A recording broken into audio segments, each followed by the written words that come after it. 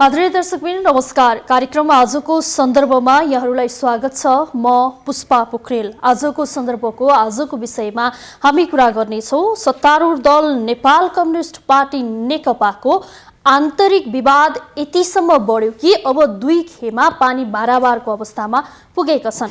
एकले अर्कोलाई कटाक्ष गर्ने तर वार्ताको टेबलमा बस्न सक्लान् भन्ने अवस्था देखिँदैन। यता निर्वाचन आयोगले पार्टी नफुटिसकेको एउटै पार्टी भएको भनेर निर्णय दिएको छ। अर्को संवैधानिक निकाय सर्वोच्च अदालतमा मुद्दा विचाराधीन छ। यता प्रमुख प्रतिपक्षको भूमिका निर्वाह गरिरहेको नेपाली कांग्रेसलाई पनि अब नेपाली कांग्रेस हाम्रो सपोर्टमा छ, हामीतिर आउँछ भन्ने पक्ष दाहाल नेपाल पक्ष पनि छ र नेपाली कांग्रेस हामीलाई सपोर्ट गर्छ भन्ने सरकारको पक्ष पनि रहेको छ। यो बीचमा नेपाली कांग्रेसको एजेन्डा के छ? अब नेपाली कांग्रेस कसरी अगाडि बढ्छ? आज हामी यही विषयमा केन्द्रित हुनेछौँ। यो विषयमा कुरा गर्न आज हामीसँग स्टुडियोमा अतिथि हुनुहुन्छ नेपाली कांग्रेसका नेता चिन काजी श्रेष्ठ। श्रेष्ठज्यू, स्वागत छ कार्यक्रममा।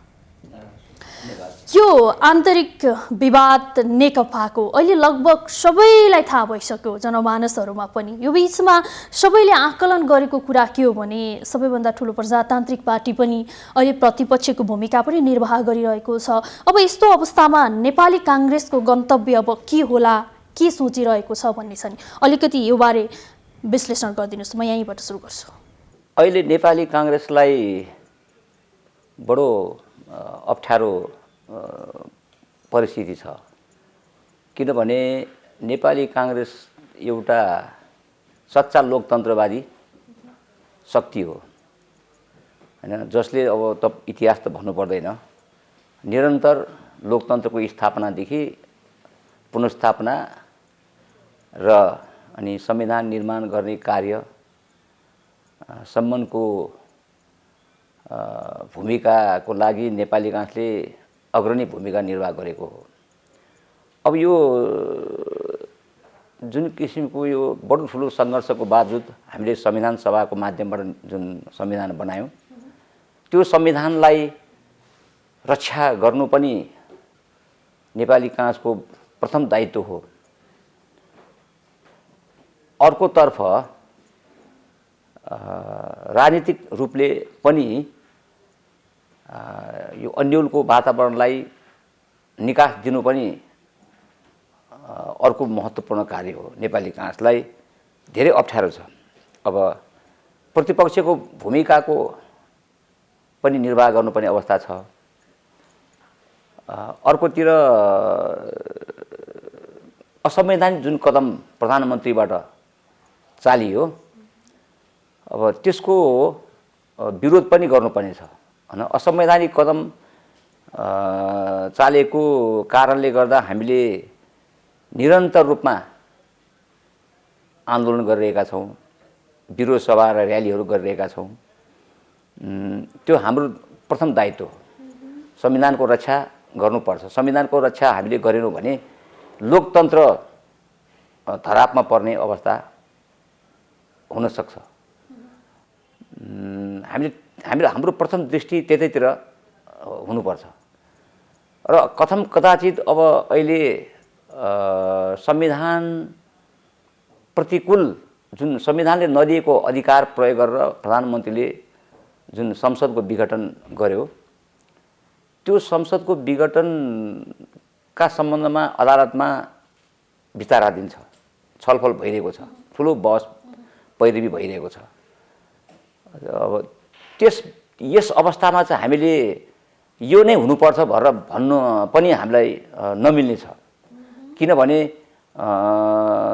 लोकतन्त्रको रक्षा गर्ने अर्को महत्त्वपूर्ण सर्वोच्च निकाय एउटा सर्वोच्च अदालत पनि हो। उसले के भन्दाखेरि व्यवस्थापिकाले बनाएको संविधान कानुन र संविधान अनुकूल सरकारले काम गरेको छ कि छैन भन्ने निकाय हेर्ने, छानबिन गर्ने निकाय पनि सर्वोच्च अदालत हो। अदालतले तपाईको स्वतन्त्र रूपमा निर्णय गर्नुपर्छ हैन। अदालतले स्वतन्त्र रूपमा निष्पक्ष रूपमा स्वतन्त्र रूपमा संविधान र ऐन कानुन बमोजिम कसैले काम गरेको छ कि छैन, विशेष गरी सरकारले गरेको छ कि छैन भनेर हेर्ने निकाय अनुसन्धान गर्ने निकाय भनेको सर्वोच्च अदालत हो र उसले निष्पक्ष छानबिन गर्नुपर्छ। निष्पक्ष छानबिन गरेन भने के भन्छ जनताको अधिकार चाहिँ समाप्त हुन सक्छ हैन। लोकतन्त्रले दिएको जुन अधिकार पनि धुमिल हुन सक्छ। त्यसले गर्दाखेरि सर्वोच्च अदालतलाई हामीले निष्पक्ष रूपमा स्वतन्त्र रूपले छानबिन गरोस् भन्ने चाहना पनि हामीले राख्नुपर्छ। संसदमा तपाईको सर्वोच्च अदालतमा विचाराधीन भएको कुनै पनि विषयवस्तुमा संसदमा पनि छलफल गर्न पाइँदैन। सब जुडिस केस भन्छौँ नि हामी, अदालतमा विचाराधीन भइरहेको अदालतले छानबिन गरिरहेको विषयवस्तुमा पार्लियामेन्ट जो जनताको सर्वोच्च निकाय हो, प्रजातन्त्रको लोकतन्त्रको सर्वश्रेष्ठ त्यो एउटा माध्यम हो, त्यो माध्यममा पनि सांसदहरूले बोल्न पाउँदैन भनेपछि अहिले त हामीले सर्वोच्च अदालतमा जुन बहस भइरहेको छ, जुन विषयवस्तुमा विघटनको बारेमा छलफल भइरहेको छ, त्यो बारेमा चाहिँ हामीले पुनर्वाली गर वा चुनावमा जाऊ या यो गर त्यो गर भनेर भन्ने ढङ्गले हामीले चाहिँ अदालतलाई प्रभाव पार्ने, अदालतलाई दबाब दिने हैन ढङ्गको काम कारबाही हामीले गर्न मिल्दैन। अब अदालतले भोलि के फैसला गर्छ त्यस अनुकूल हामीले आफ्नो के अरे काम कारबाही र नीति निर्माण हामीले गर्नुपर्छ। हामीले अहिले बोली हाल्न मिल्ने अवस्था पनि छैन। तर खाली यति मात्र हामीले भनिरहेका छौँ कि सरकारले, प्रधानमन्त्रीले गलत निर्णय गर्यो, राष्ट्रपतिले पनि त्यो गलत निर्णयलाई चाहिँ के अरे लाल मोहर लगायो, के त्यसलाई समर्थन गर्यो, त्यो चाहिँ राम्रो कुरा होइन है भनेर सरकारको विरुद्धमा मात्र हामीले आन्दोलन गरिरहेको हो। सर्वोच्चको विरुद्धमा होइन, सर्वोच्चको चाहिँ सर्वोच्चलाई डिक्टेट गर्ने, सर्वोच्चलाई स्वतन्त्र न्यायपालिकालाई प्रभाव पार्ने किसिमबाट हामीले कुनै पनि निर्णय गर्न मिल्दैन। हामी लोकतन्त्रवादी शक्ति भएको हुनाले सर्वोच्चलाई मान्छौँ भनिरहँदा यो बाहिर गर्ने आन्दोलन, भिड, विरोधले सर्वोच्चकोलाई एउटा फैसला गर्न, निर्णय गर्न असर पर्छ कि पर्दैन? त्यो मैले त्यही भन्दैछु। जुन किसिमबाट चाहिँ अब यो के अरे प्रचण्डजी, माधव नेपालजीहरूले होइन र अरू बुद्धिजीवी भनौँ, मानवाधिकारवादी भनौँ या नागरिक समाज भनौँ होइन, बाहिर अब सर्वोच्चकै पूर्व प्रधान न्यायाधीशहरूले पनि बोल्नु भएको छ होइन। उहाँहरूले अब मतलब उहाँहरूले पनि अलिकति चाहिँ अदालतलाई प्रभाव पार्ने ढङ्गले अदालतलाई चाहिँ निर्देश गर्ने, अदालतले यो निर्णय गरोस् भन्ने मनसाय राखेर जुन किसिमबाट चाहिँ यहाँ अहिले काम कारबाही, कुराकानी, बहस, भाषण, भीषण जो भइरहेको छ त्यो चाहिँ राम्रो होइन भन्ने मलाई लाग्छ। यद्यपि विरोधका कार्यक्रमहरू त नेपाली काङ्ग्रेसले पनि गरिरहेको छ नि श्रेष्ठजी। होइन, हामीले त केपी ओलीले चाहिँ संविधानको धारा 76 मा के अरे सरकार चाहिँ बन्न नसक्ने अवस्था, बहुमतको सरकार चाहिँ बन्न नसक्ने अवस्था भयो भने त्यति बेला अन्तिममा हरेक पटक चाहिँ दुई बहुमत प्राप्त नगरेको कुनै पनि दलले संसदको लागि बहुमत प्राप्त नगरेको अवस्थामा दुई दल मिलेर चाहिँ प्रधानमन्त्री चाहिँ चयन गर्दाखेरि चाहिँ तपाईँको चाहिँ अब 30 दिनभित्र उसले बहुमत सिद्ध गर्न नसक्ने हैन र ठुलो दलको नेतालाई पनि प्रधानमन्त्री बन्न दिने अवसर दिने, उसले पनि बहुमत सिद्ध गर्न सकेन भने फेरि अर्को पटक फेरि चाहिँ दुई भन्दा बढी दललाई अवसर दिने, कुनै पनि हिसाबले चाहिँ पार्लियामेन्टमा, संसदमा, प्रतिनिधि सभामा बहुमत सिद्ध गर्न नसक्ने चाहिँ प्रधानमन्त्री भयो या कुनै पनि प्रधानमन्त्री बहुमत सिद्ध गर्न सकेन भने अन्तिममा के अरे मध्यावधिमा जाने भन्ने प्रावधान छ। हेर्नुहोस् है, त्यसले गर्दाखेरि चाहिँ हामीले यो प्रावधान चाहिँ हामीले संविधान निर्माण गर्दा म पनि प्रमुख सचेतक थिएँ नेपाली काङ्ग्रेसको सत्तारूढ दलको। त्यति बेला हरेक मिटिङमा म पनि रहन्थेँ होइन।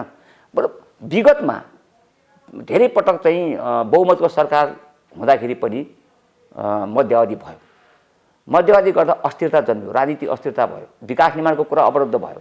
त्यसले गर्दा यो राजनीतिक अस्थिरता जन्माउने खालको चाहिँ यो जति बेला पनि जहिले पनि जुनसुकै प्रधानमन्त्रीले पनि के अरे विघटन गर्न पाउने यो चाहिँ प्रावधान चाहिँ राम्रो होइन है, यो परम्परा राम्रो होइन भनेर हामीले चाहिँ यो एउटा चाहिँ यो सकेसम्म चाहिँ अविश्वासको प्रस्ताव पनि 2 वर्षसम्म त सरकार गठन भएको 2 वर्षसम्म त अविश्वास प्रस्ताव पनि राख्न पाउँदैन। संविधानको धारा 100 मा उल्लेख छ विश्वासको मत यदि चाहिँ पार्टी फुट्यो भने या चाहिँ सरकारले काम गर्न पाएन भने, सकेन भने, जसरी अहिले केपी ओलीले मलाई काम गर्न दिएन भने काम गर्न दिएको र नदिएको कुरा त उसले चाहिँ विश्वासको मत लिनु पर्यो नि पार्लियामेन्टमा।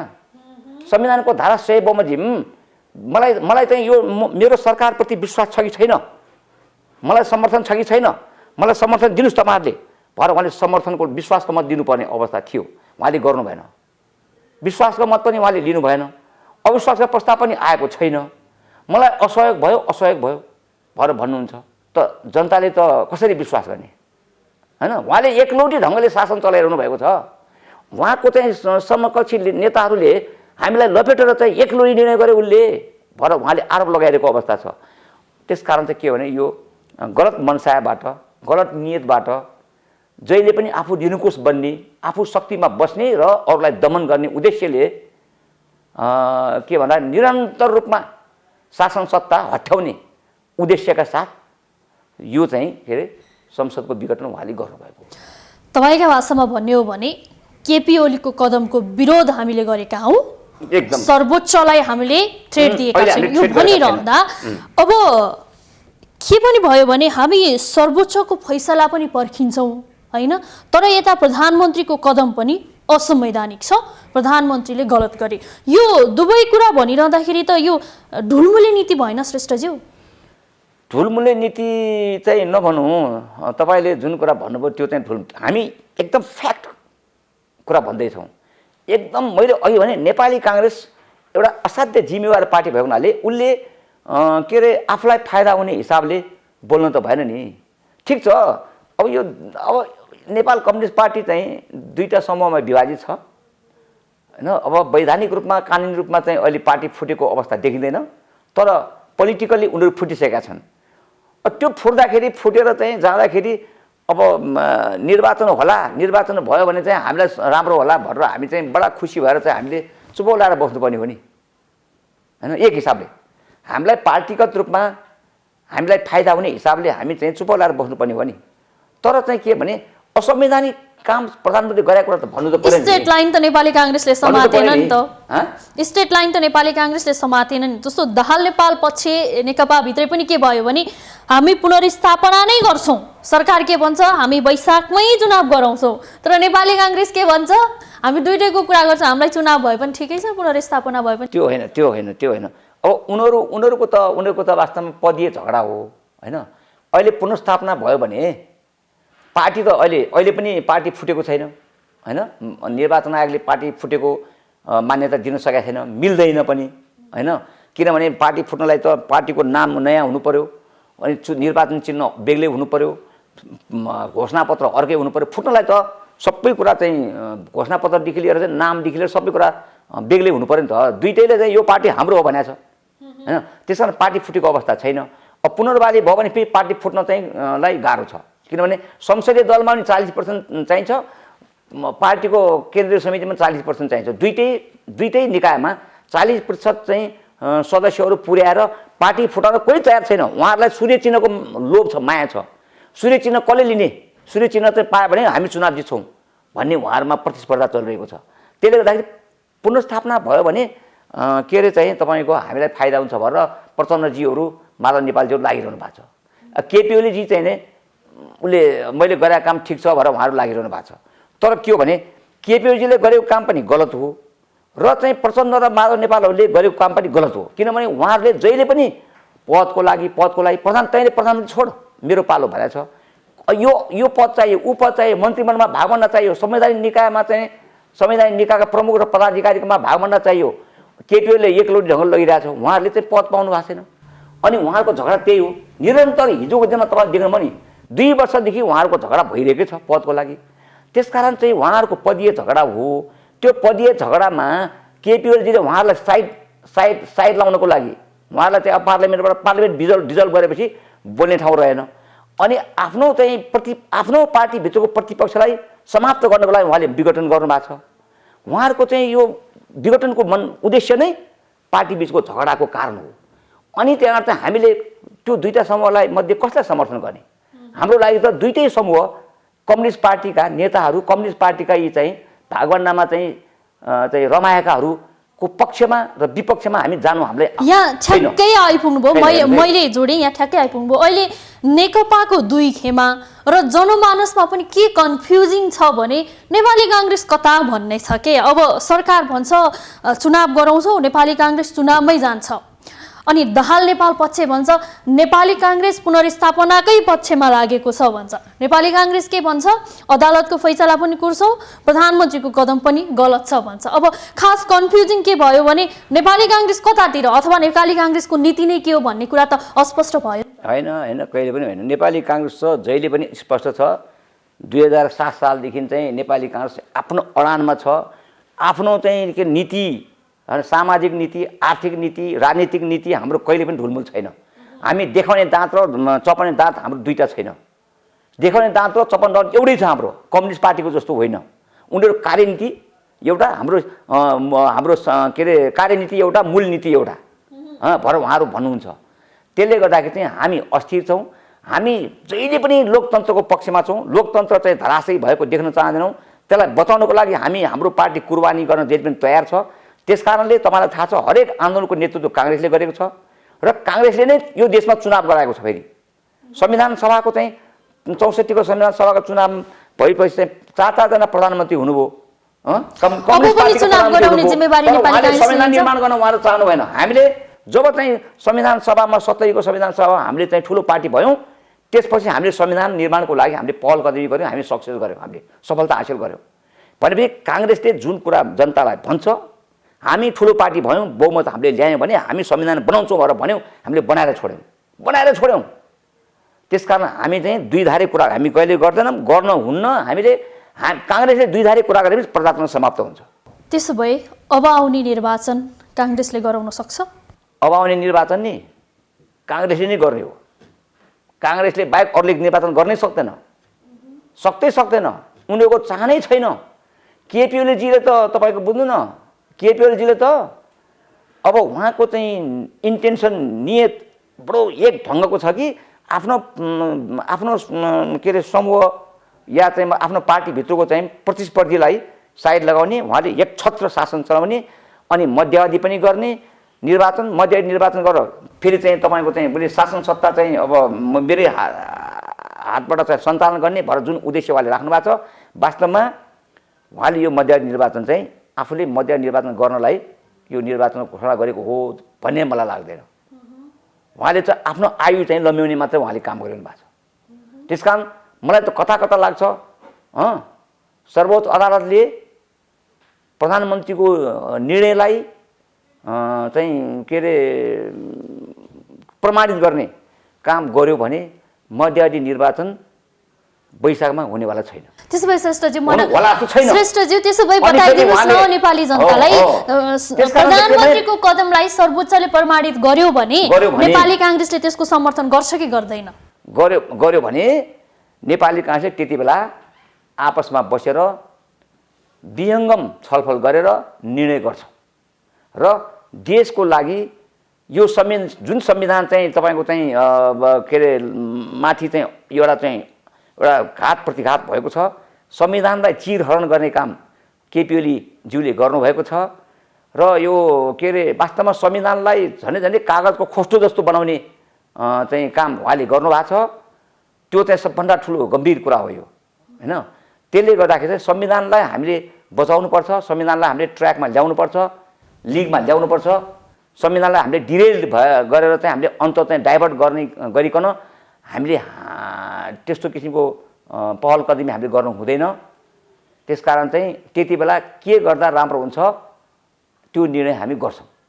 अहिले नै हामीले चाहिँ अब यो भयो भने यो गर्छौँ यो भयो भने यो गर्छौँ भनेर हामीले मैले व्यक्तिगत रूपमा मैले भन्न मिल्दैन हामीले सामूहिक निर्णय पार्टीको निर्णय आपसमा छलफल गरेर पार्टीको हित के गरी हुन्छ अनि संविधान कसरी ट्र्याकमा आउँछ लोकतन्त्र कसरी बच्छ देशको लागि के गर्दा उपयुक्त हुन्छ भन्ने कुरा त्यति बेलै तत्कालै हाम्रो पार्टीले निर्णय गर्छ यही विवादलाई हेर्दा पनि नेपाली काङ्ग्रेस भित्रै पनि आन्तरिक रूपमा आफै पार्टीभित्र पनि एकमत त देखिँदैन नि यो कुरा सत्य हो अब यो हामीले निर्णय त एउटै गरेका छौँ निर्णय त हामीले एकमतैद्वारा हामीले निर्णय गरेका छौँ सर्वसम्मतिबाट निर्णय गरेका छौँ अब बोल्दाखेरि चाहिँ नि अब कुन कुन नेताहरूले चाहिँ मेरा प्रिय नेताहरू सम्मानित नेताहरूले अब भित्र छलफल आन्तरिक छलफल भएको कुरालाई लिएर चाहिँ अब बाहिर चाहिँ नि पत्र पत्रिकाले मिडियाले अब कसरी छापे हैन उहाँहरूले कुन कुन मनसाले के कुरा भन्नुभएको थियो त्यो कुरालाई कसरी डाइभर्ट गरेर पत्रिकाले छापे हैन त्यो चाहिँ मैले प्रष्ट रूपमा भन्न सक्दिनँ हैन तर निर्णय एउटै भएको छ निर्णय के भएको छ भने यो असंवैधानिक कदमको हामीले भर्त्सना गर्ने होइन खुल्याम रूपमा भन्दाखेरि पनि भर्त्सना एक गर्ने पछि र त जनतामा जाने भर हामीले भनेका छौँ हैन भोलि जुनसुकै परिस्थिति आयो भने पनि त्यसलाई मुकाबला गर्ने किसिमबाट हामीले गाउँमा जनतालाई सचेत गराउने जनतालाई वार्म अप गराउने तताउने र जुनसुकै निर्णय र जुनसुकै कदम चाल्नु परे पनि जनता चाहिँ र पार्टीका कार्यकर्ताहरू अग्रसर हुने वातावरण निर्माणको लागि हामीले यस्ता विविध कार्यक्रमहरू हामीले राखेका हौँ। मैले यो प्रश्न किन जोडेँ भने नेपाली काङ्ग्रेसभित्र एकपछि हामी अदालतको सम्मान गर्छौँ, अदालतको निर्णयलाई हामी कुर्छौँ र मान्छौँ यद्यपि प्रधानमन्त्रीको कदम गलत हो भन्छ। अर्को पक्ष फेरि के भनिरहेको छ भने आम रूपमै प्रधानमन्त्रीले संविधानमाथि कु गरे, यो अलोकतान्त्रिक राष्ट्रघाती छ, प्रजा अब नेपाली काङ्ग्रेसले आफ्नो शक्ति देखाउँछ, नेपाली काङ्ग्रेस अब जनमानसमा जान्छ भन्ने खेमा पनि छैन त। अस्पष्ट भएन। त्यही हो नि कुरो, त्यही हो नि मैले भनेकै कुरा त्यो हो। तपाईँलाई अन्तिममा जुन कुरा भन्नु भने असंवैधानिक कदम हो, हामी जनतामा जान्छौँ। यो चाहिँ सरकारले गरेको कुरालाई चाहिँ हामीले जनतालाई त भन्नु पर्यो, जनताले सोध्यो भने त जनताले त भन्नु पर्यो नि। हामीले असंवैधानिक हो भन्ने कुरो मिल्यो। अहिले हामी त्यति हो हैन, असंवैधानिक हो हामीले भनेका छौँ। संविधानको कुनै धारासँग पनि मेल खाँदैन उहाँको कदम भन्ने कुरा हामीले भनिरहेका छौँ। अब त्यसमा चाहिँ अदालतले के निर्णय गर्छ हैन, स्वतन्त्र रूपमा हामीले निर्णय गर्न दिनु पर्यो नि त। हामीले भने पुनर्वाली चाहिँ अब अदालतले पुनर्वाली चाहिँ गर्नुपर्छ भनेर गर्यो भने पनि हामीलाई आपत्ति छैन, हामीलाई आपत्ति छैन। त पुनर्वाली भयो भने पनि त तपाईँको चाहिँ आखिरमा जनताले चुनेर पठाएको चाहिँ संसद बिउट्यो भनेर चाहिँ त्यसले काम गर्न पायो भने त ठिकै हुन्छ नि। हामीले त्यो चाहिँ मतलब के यो गर त्यो गर पो हामीले भन्नु भयो नि त। अब हामीलाई त परिआएको समस्याको बारेमा हामी यथोचित निर्णय र उपयुक्त खालको संवैधानिक र कानुनी र लोकतान्त्रिक चाहिँ मान्यता अनुरूपको निर्णय हामी त गर्छौँ नि। गलत कुरा त गलत त भन्नु पर्यो नि। अब त्यसको निकास के हो भन्ने कुराको बारेमा हामी दिन्छौँ नि त, दिन्छौँ। अदालतमा चाहिँ निर्णय बहस भइरहेछ, त्यो बहस भइरहेको बेलामा हामीले बोल्नु भएन नि त, त्यति हो के। यो एउटा चाहिँ हाम्रो लोकतान्त्रिक मूल्य र मान्यता र स्वतन्त्र न्यायपालिकाको अधिकार क्षेत्रलाई हस्तक्षेप हुने गरिकन हामीले यो गर वा त्यो गर भनेर चाहिँ हामीले डिक्टेट गर्ने, निर्देश गर्ने, आदेश दिने खालको बलमिच्याइ गर्ने खालको काम पो हामीले गर्नु भएन त। त्यो मात्र कुरा हो कि। फेरि पनि दोहोऱ्याएँ होइन, अदालतलाई डिक्टेट गर्ने, थ्रेट दिने काम गर्नु भएन भने, तर सडकमा जति नारा लाग्छ, जति विरोध हुन्छ होइन, सभा हुन्छ, त्यो सबै नारा लाग्ने विरोध हुने कुरामा चाहिँ के भनिन्छ भने प्रधानमन्त्रीको कदम असंवैधानिक छ, अलोकतान्त्रिक छ भनेर त्यसपछिले विरोध गर्दाखेरि त अदालतलाई एक किसिमको प्रेसर त पर्छ नि त। त्यो त अब हामीले त प्रेसर पर्छ भन्दा पनि हामीले यो गर वा त्यो गर भन्नु भएन। हामीले त प्रधानमन्त्रीको यो चाहिँ कदम संविधानको कुनै पनि दफासँग मिल्दैन, बाजिएको छ भएर त अब हामीले भन्नै पर्यो, भन्ने उपाय नै छैन कि। अब के गर्ने, अलिकति हामी प्रतिपक्षमा भएको नाताले सरकारले गरेको काम कारबाहीको बारेमा त हामीले त तपाईँको त मूल्याङ्कन त गर्नै पर्छ नि।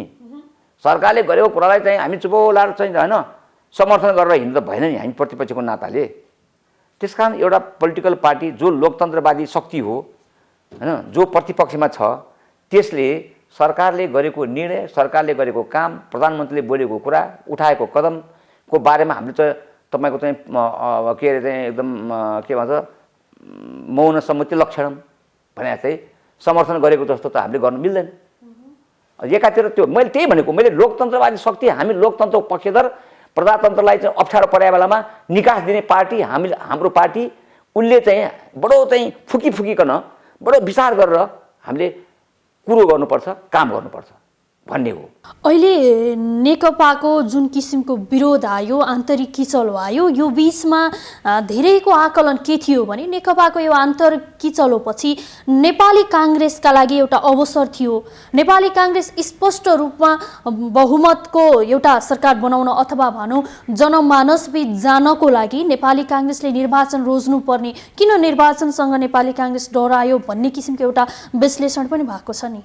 त्यही भएर अब होइन, हामी त निर्वाचनसँग डराएको त हामी हुँदै होइन, कहिले पनि डराउँदैनौँ हामी होइन।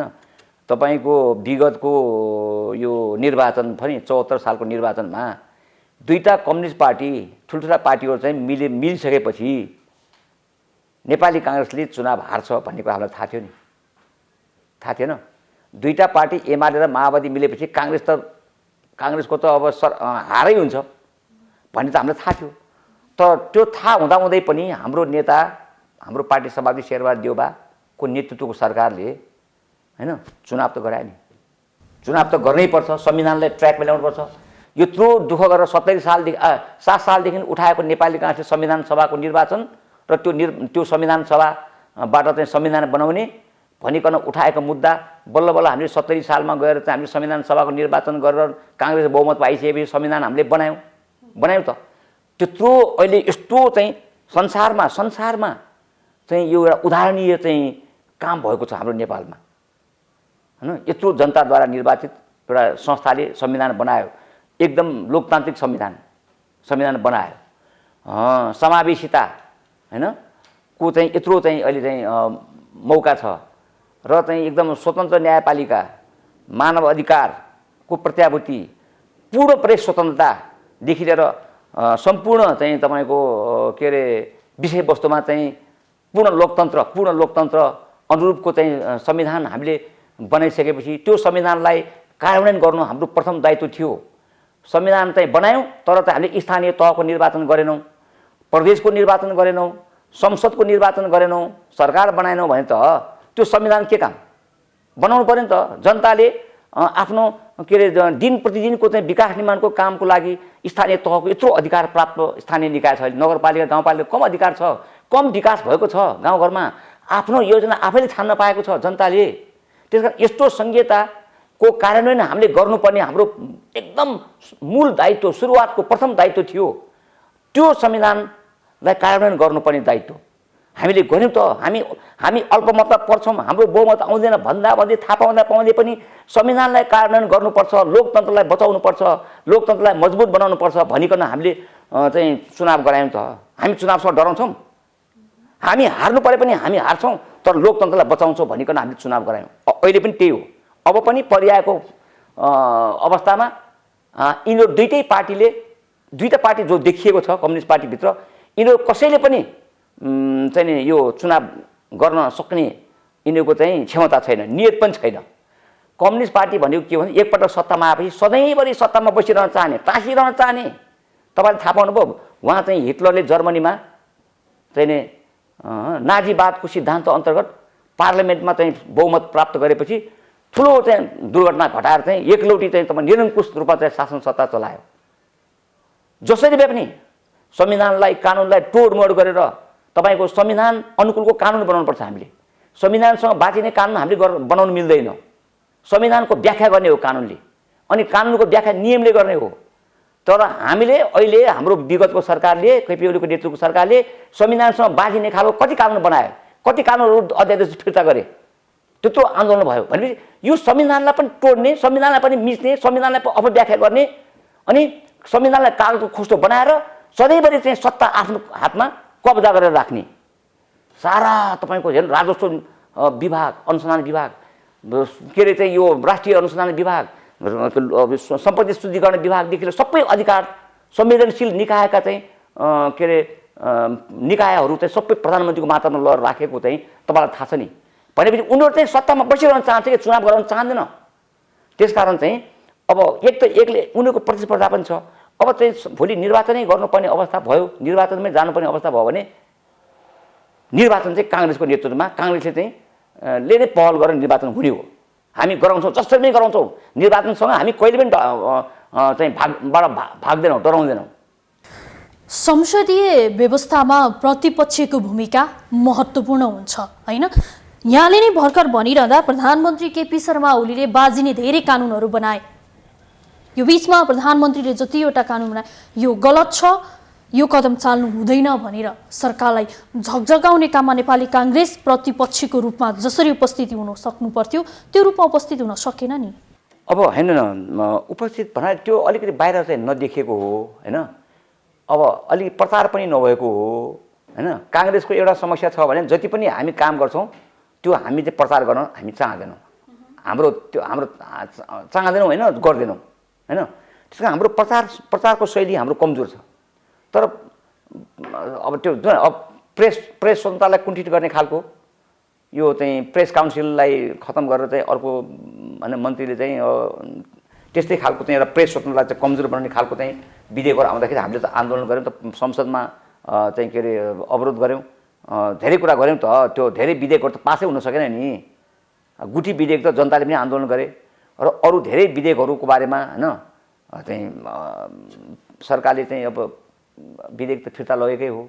अध्यादेश पनि तपाईँको फिर्ता लग्यो। पार्टीको चाहिँ पार्टी विभाजन गर्न पाउने त्यस्ता खालका चाहिँ यो संवैधानिक परिषदको चाहिँ गठन सम्बन्धी विधेयकहरू सबै चाहिँ प्रतिपक्षले काङ्ग्रेसले अवरोध गरेपछि विरोध गरेपछि फिर्ता लगेकै हो। भनेपछि यहाँको निचोड चाहिँ संसदमा पनि प्रतिपक्षको भूमिकामा नेपाली काङ्ग्रेसको भूमिका अब्बल थियो तर प्रचार भएन हैन। थियो, नगरेको होइन, तर प्रचार भएन। अलिकति चाहिँ कम्युनिस्ट शैलीबाट चाहिँ अब त्यहाँ चाहिँ अब अलिकति उदण्ड मचाउने खालको काम चाहिँ काङ्ग्रेसले गरेन। डाङडुङ गरेर कुर्सी सुर्सी टोड्या भए चाहिँ बेन्च भाज्या भए चाहिँ अलिक जनताले सबैले थाहा पाउँथे, चासो लिन्थे। अब त्यो भाषण मात्र गरेको छ, भाषण गरेको कुरा जनताले चासै लिन्न। हामी पनि कहिलेकाहीँ हेर्दैनौँ, बुझ्दैनौँ। अब कुरा अर्कै हो। अब त्यस कारण चाहिँ के भने यो विरोधको शैली चाहिँ अलिक उदण्ड खालको चाहिँ हुन्न काङ्ग्रेसको। अलि मतलब चाहिँ अब नर्मल हुन्छ, अलिकति चाहिँ एकदम उदार किसिमको हुन्छ, सभ्य किसिमको हुन्छ। अनि त्यो विरोध चाहिँ विरोध गरे जस्तो देखिँदैन के हैन। देखिने गरेर विरोध गर्नुपर्ने, अलिकति नदेखिने गरेर विरोध गर्दाखेरि चाहिँ जनताले चाल पाएनन्। प्रजातान्त्रिक पार्टी भनेर इतिहास बोकेको भएर हो विरोध उग्र नहुने? अलि त्यही हो। हाम्रो चाहिँ ट्रेनिङै त्यस्तो छ हैन। हामी चाहिँ अलिक जिम्मेवार पार्टी, सबैलाई चाहिँ अब चाहिँ समेट्नुपर्ने हैन। अलिकति के भन्दाखेरि यो अलि उडन्ड खालको चाहिँ हाम्रो त्यही कारणले हुन्न हाम्रो हरेक शैलीहरू। अलिकति हामी चाहिँ अलिकति के भन्दाखेरि लोकतन्त्र र के अरे एउटा लोकतान्त्रिक मूल्य र मान्यता भन्छौँ नि हामी, त्यस्तो त्यही अनुसारको चरित्र हाम्रो हुन्छ। अलि उग्रवादी खालको, अलि बढी क्रान्तिकारी खालको चाहिँ हुन्न। बढी चाहिँ के भन्दाखेरि यो उग्र भन्छ नि, घोर दक्षिणपन्थी घोर वामपन्थी भन्छौँ नि, हामी होइन। हामी त लिबरल हो कि, हामी मध्यस्थकर्ता। हामीले जहिले हिजोको पञ्चायत कालमा पनि साँच्चै भन्ने हो भने त्यति बेला राजतन्त्र थियो नि हैन। राजा चाहिँ निरङ्कुश नहोस् भन्ने हाम्रो चाहना हो। हामीले चाहिँ राजाको बिचमा र चाहिँ तपाईँको चाहिँ अरू जनताको बिचमा पनि हामीले मध्यस्थताको भूमिका हामीले खेलेको हो। तर अब समय परिस्थितिले गर्दाखेरि चाहिँ हामीले राजतन्त्र पनि हामीले समाप्त गर्नुपर्ने अवस्था आयो। किन शान्ति बहाली गर्नुपर्ने हाम्रो दायित्व थियो। त्यति बेला राजाले बारम्बार पटक चाहिँ फेरि चाहिँ जनताको अधिकार आफ्नो हातमा लिने दुचेष्टा गर्यो र अब अन्ततगतमा शान्ति बहाली गर्नुपर्ने एकातिर, लोकतन्त्रको रक्षा गर्नुपर्ने अर्कोतिर, निरङ्कुश तन्त्रलाई चाहिँ अन्त्य गर्नुपर्ने अर्कोतिर, विभिन्न कारणले गर्दा हामीले राजतन्त्र समाप्त गर्नको लागि हामी उद्यत भयौँ। श्रेष्ठज्यू, मेरा दर्शकलाई स्पष्ट रूपमा अब यो बताइदिनुहोस् कि लोकतान्त्रिक पार्टी, प्रजातान्त्रिक पार्टी, लामो इतिहास बोकेको पार्टी नेपाली काङ्ग्रेस त भनिन्छ, तर जनमानसमा त्यो साख अलिकति जुन अपेक्षा थियो त्यो त खस्केको छ। तर पार्टीभित्रै पनि, नेपाली काङ्ग्रेस पार्टीभित्रै पनि के हुन्छ भने हाम्रो जुन इतिहास थियो, जनताप्रतिको जुन किसिमको विश्वास र भरोसा थियो त्यो चाहिँ नेपाली काङ्ग्रेसले गुमाउँदै गएको छ भनेर त पार्टीभित्रै पनि कुरा हुन्छ नि। पार्टीभित्र कुरा अब हाम्रो धेरै कुराहरू हुन्छ हैन। बाहिर पनि अब जनमानसमा यो सत्य हो नि, जनमानसमा कुराहरू चाहिँ आउँछ। अब हाम्रो कमी कमजोरी छ, नभएको होइन हैन। पार्टीभित्र अलिकति चाहिँ अब के अरे सानातिना कारणले चाहिँ नै अब विभिन्न कारणले विवाद पनि हुन्छ। अलिकति हाम्रो पार्टीमा के अरे पनि पदको लागि चाहिँ झैझगडा हुन्छ। पदको भागभण्डा पनि हामी गर्छौँ। यो पदको भागभण्डा गर्ने प्रचलनले गर्दाखेरि चाहिँ कता हामीहरू आफैलाई हेरेर आफ्नो स्वार्थलाई हेरेर हामी चाहिँ कहिलेकाहीँ कुरा गर्छौँ हैन, कुरा उठाउँछौँ, त्यो चाहिँ राम्रो होइन। त्यो चाहिँ हामीले यसलाई हटाउनुपर्छ। हाम्रो बिचमा भएको कमी कमजोरी हामीले सुधार्नुपर्छ। यो भागभण्डाको राजनीति चाहिँ धेरै हाम्रो नोक्सान पुर्याएको छ हैन। निर्वाचनको बेलामा पनि हामीले उम्मेदवारी चयन गर्दा भागभण्डाको कारणले उम्मेदवारको चयन पनि राम्रो हुने गरेको छैन। त्यो हामीले यसलाई स्वीकार गर्नैपर्छ। यो चाहिँ हामी क्रमिक रूपमा यसलाई चाहिँ हामी सुधार्छौँ। हामीले चाहिँ अब हैन सबै मान्छेहरू सर्वज्ञान सर्वगुण सम्पन्न हुँदैन हैन। सबै गुणले परिपूर्ण हुँदैन, कमी कमजोरी हुन्छ, मानिस हो। त्यसले गर्दाखेरि चाहिँ त्यो भएको कमी कमजोरीलाई हामीले सुधार्नु पो पर्यो त हैन। हाम्रो कमजोरी नै छैन भनेर हामीले मेरो गोरुको 12 टक्का भएर चाहिँ भन्नु त भएन नि। हामी त मेरो सबै कुराले म सम्पन्न छु, सर्वज्ञ छु भनेर त भन्नु भएन नि।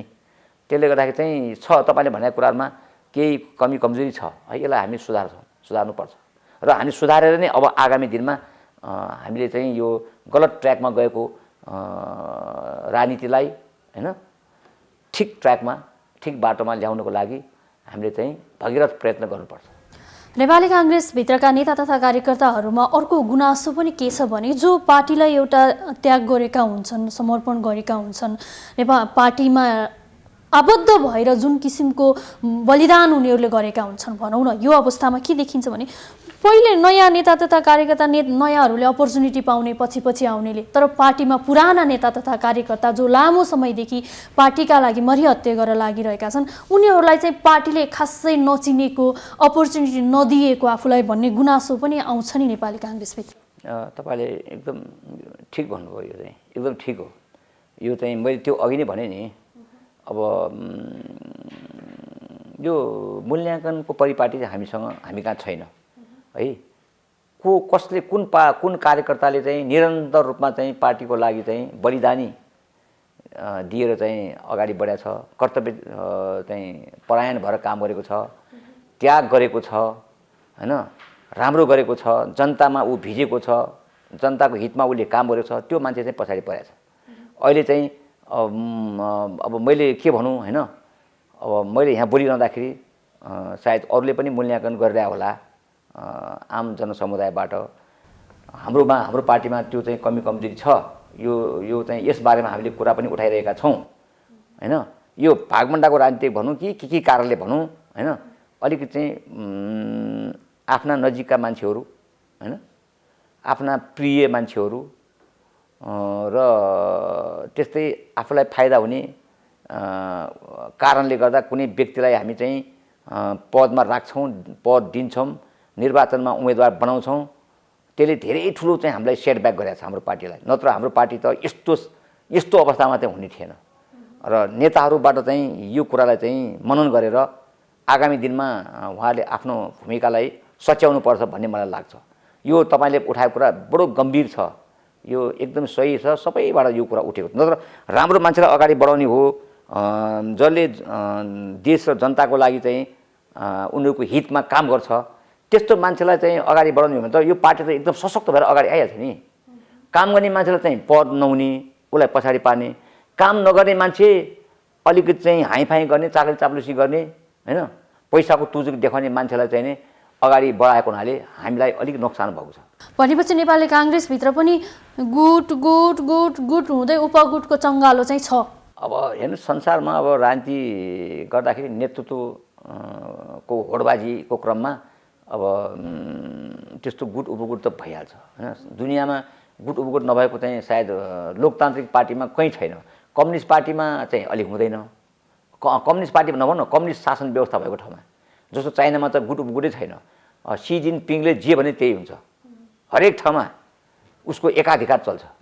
त्यहाँ पनि छ विरोधी पार्टीहरू, उनीहरूको हैसियतै छैन, उनीहरूले बोल्नै पाउँदैन, उनीहरूको कहीँ पनि स्थान छैन। त्यसकारण चाहिँ एकदलीय शासन पद्धति भएको ठाउँमा चाहिँ गुट उपगुट हुँदैन।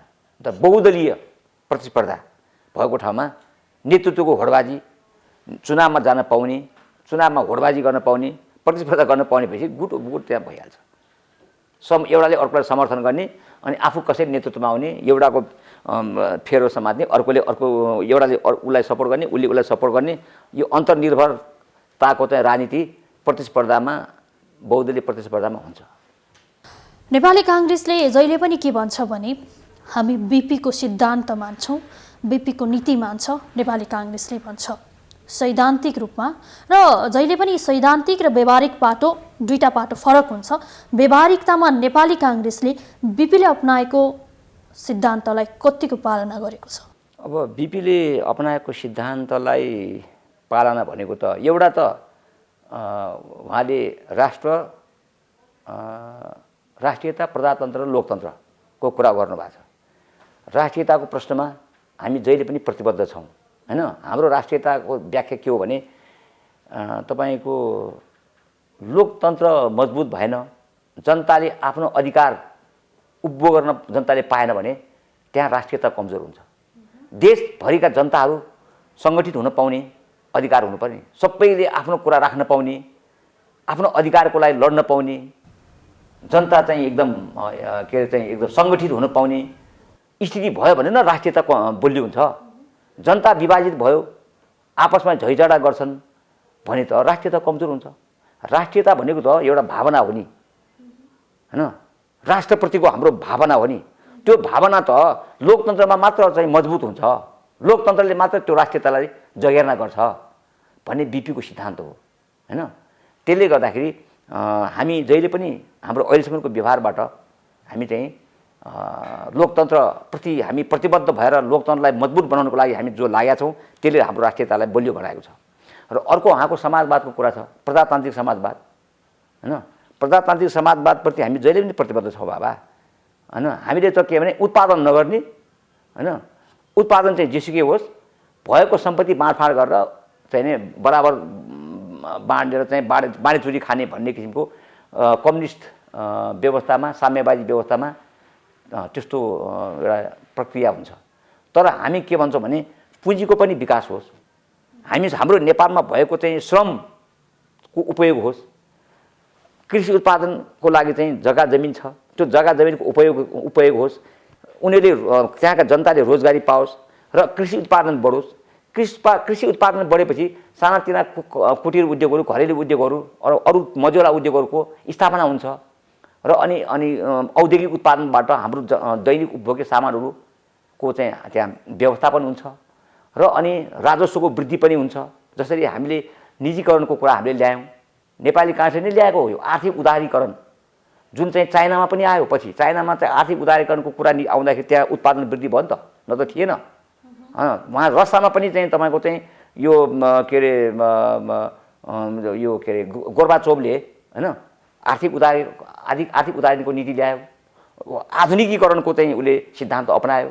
त्यसकारण चाहिँ यो चाहिँ सबै के हो भने नेपाली काङ्ग्रेसको जन्मदाता नै भनौँ बीपी कोइरालालाई, उसले चाहिँ आजभन्दा धेरै वर्ष अगाडि 40 वर्ष अगाडि हैन तपाईँको यो अन्तर्राष्ट्रिय क्षेत्रमा समाजवादी सम्मेलनमा उहाँले चाहिँ यो समाजवादको बारेमा व्याख्या गर्नुभयो र उहाँ चाहिँ समाजवादी सम्मेलनमा उहाँ उपाध्यक्ष पनि हुनुभयो, अन्तर्राष्ट्रिय समाजवादी सम्मेलनमा उपाध्यक्ष पनि हुनुभयो, सोसियलिस्ट इन्टरनेसनलको जर्मनको चान्सलर विली ब्रान्ड अध्यक्ष हुनुभयो हैन।